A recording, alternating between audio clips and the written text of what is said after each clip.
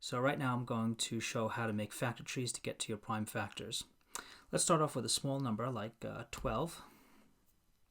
So here's 12, and we know that we have 2 times 6. So those are two factors. One of those is a prime factor, and the other one is a composite number.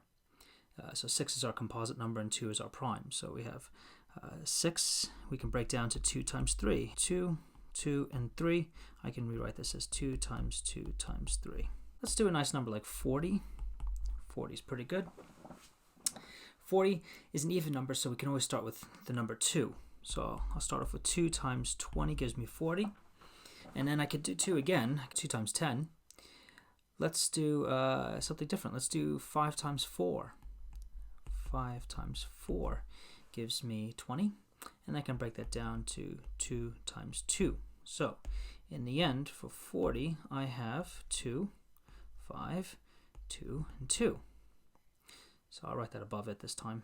I have 2 times 2 times 2 times 5. Okay.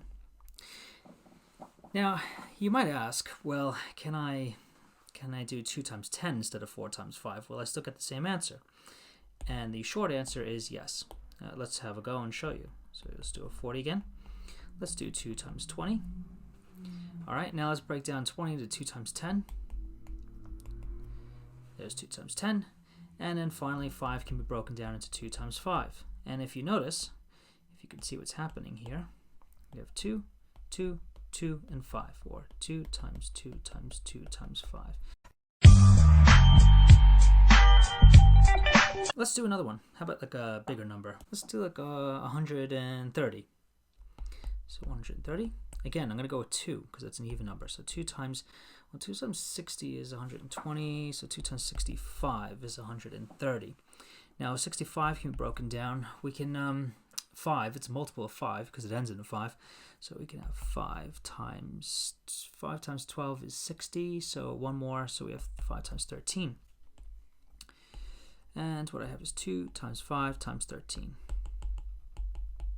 Now remember, 13 is a prime number, so we can't go any farther than that. Alright, that ends the tutorial on factor trees. I hope this was helpful.